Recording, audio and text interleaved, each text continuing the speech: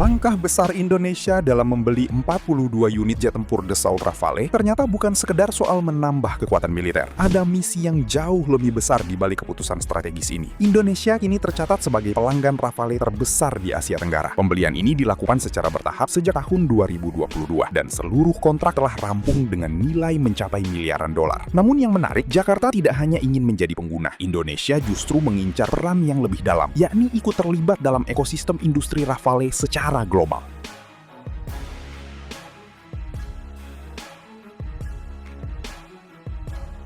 Sebagai jet tempur generasi 4,5, Rafale dikenal sebagai pesawat multi-role yang mampu menjalankan berbagai misi sekaligus, mulai dari pertempuran udara, serangan darat, pengintaian, hingga operasi maritim. Kemampuan ini didukung oleh teknologi canggih seperti radar AESA, sistem peperangan elektronik, serta integrasi berbagai jenis persenjataan modern. Dengan kemampuan tersebut, Rafale menjadi tulang punggung kekuatan udara Prancis, sekaligus salah satu jet tempur paling fleksibel di dunia saat ini.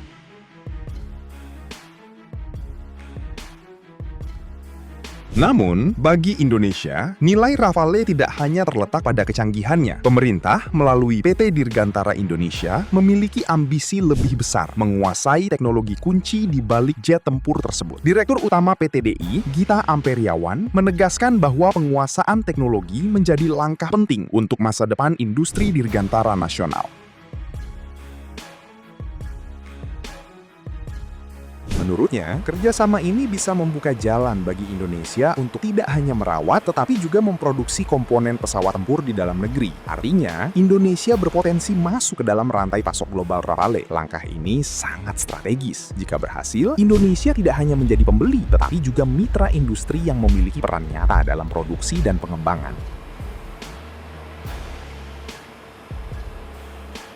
Selain itu, Indonesia juga mendorong adanya skema alih teknologi atau offset dalam kontrak pengadaan Rafale. Negosiasi antara pemerintah Indonesia, Prancis, dan pihak Dassault Aviation masih terus berjalan untuk memastikan adanya transfer pengetahuan dan kemampuan teknis. Salah satu bentuk kerjasama yang diusulkan adalah Production Work Package, di mana PT DI dapat memproduksi beberapa bagian dari pesawat Rafale.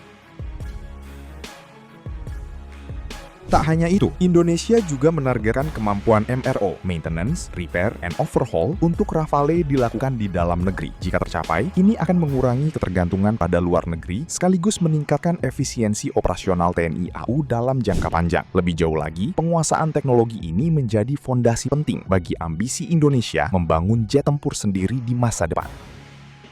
Dengan kata lain, Rafale bukan hanya alat tempur, tetapi juga jembatan teknologi menuju kemandirian industri pertahanan. Di tengah persaingan global yang semakin ketat, langkah ini menunjukkan bahwa Indonesia tidak ingin sekadar menjadi pasar, melainkan pemain aktif dalam industri pertahanan dunia. Kedepan, keberhasilan program ini akan sangat menentukan arah pengembangan teknologi dirgantara nasional. Jika strategi ini berjalan sesuai rencana, bukan tidak mungkin Indonesia akan naik kelas dari pengguna menjadi produsen dalam ekosistem industri pesawat tempur global.